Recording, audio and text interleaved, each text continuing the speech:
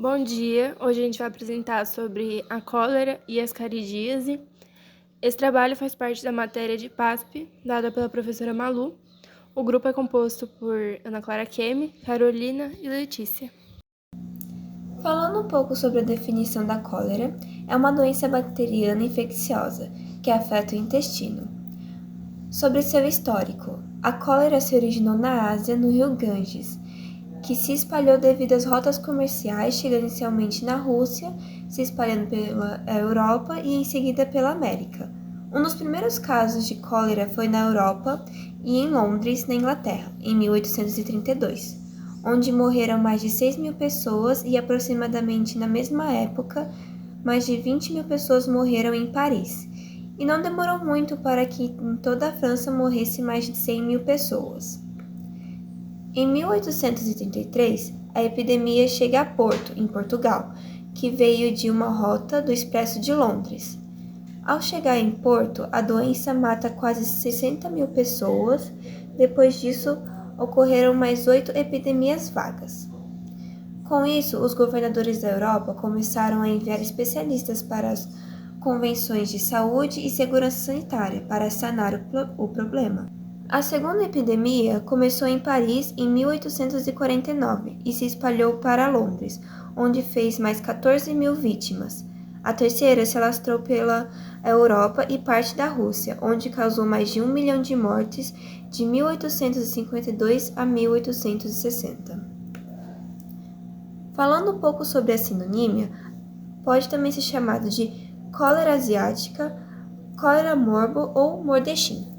Sobre o agente etiológico, a doença é causada pela bactéria Vibrio cholerae toxigênico, que é um bacilo gram-negativo do grupo 1. Sobre a epidemiologia, não houve grandes registros de endemias ou epidemias.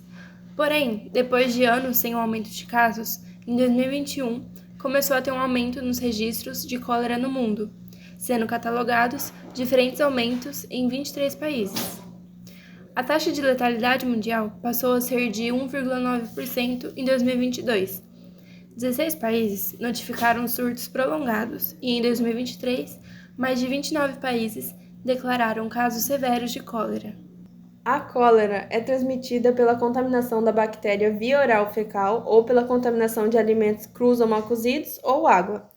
Normalmente, essa doença acusa que há problemas no saneamento básico e na higiene da pessoa.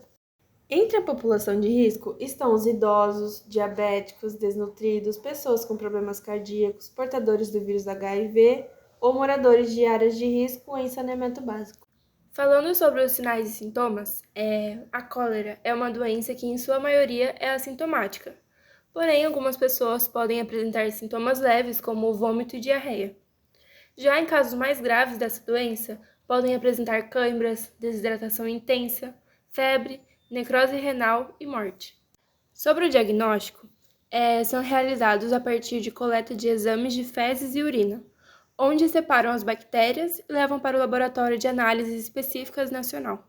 Para o tratamento, como 80% dos casos de cólera são leves, normalmente são tratados com a ingestão de líquidos e solução de sais de reidratação oral, via oral ou endovenosa.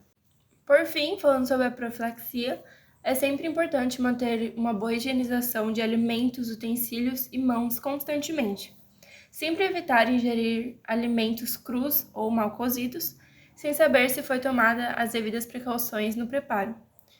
Ter um bom sistema de saneamento básico e não utilizar águas de riachos, cachoeiras, poços ou áreas contaminadas. Falando sobre a ascaridíase, ela é definida como uma infecção causada pela presença de um verme, que se instala no interior do intestino. Sobre o seu histórico, a ascaridíase é uma das doenças parasitárias mais antigas conhecidas pela humanidade.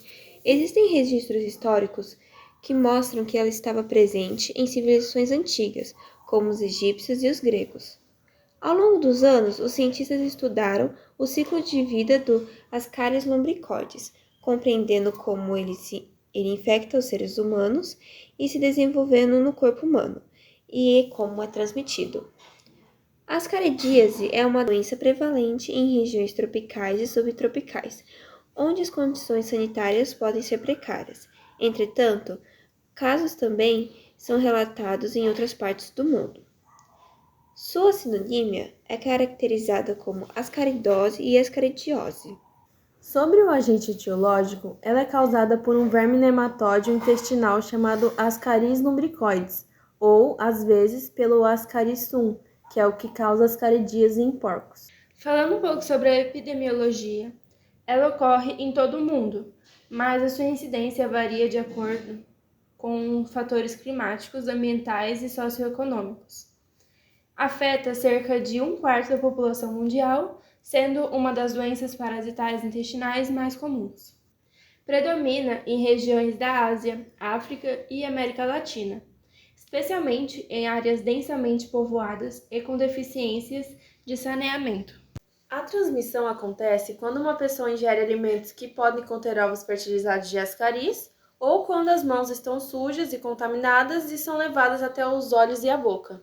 Agora falando sobre os grupos de riscos, as crianças de 2 a 10 anos são as mais afetadas e a frequência em adultos com mais de 15 anos é menor. Nos Estados Unidos, a infecção ocorre frequentemente em refugiados e imigrantes, porque geralmente nos lugares que eles ficam tem más condições sanitárias. Falando sobre os sinais e sintomas, 85% dos casos as pessoas são assintomáticas. Se o número de vermes no intestino aumentarem, pode haver uma obstrução intestinal, que resulta em enjoo, febre, vômito, cólica e inchaço abdominal. Através do vômito, o verme pode ser expelido. Agora, sobre o diagnóstico, é através de exames de uma amostra de fezes e nessas são identificados ovos ou vermes adultos.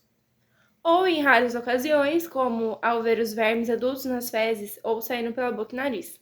O tratamento é feito por meio do uso de medicamentos como albendazol, mebendazol ou ivermectina, que são medicamentos que matam o verme e forçam o corpo a expeli-lo. E em casos mais sérios, que desenvolvem obstrução intestinal, pode ser que seja necessário a realização de um procedimento cirúrgico. E por fim, falando sobre a profilaxia, é sempre importante higienizar muito bem as mãos e alimentos antes de ingeri-los. Beber somente água filtrada ou fervida e não defecar em locais inapropriados. Manter sempre uma boa higiene pessoal e sempre ter um acesso ao saneamento básico e entre outros. E essas foram as referências utilizadas para produzir essa apresentação. Muito obrigada pela atenção.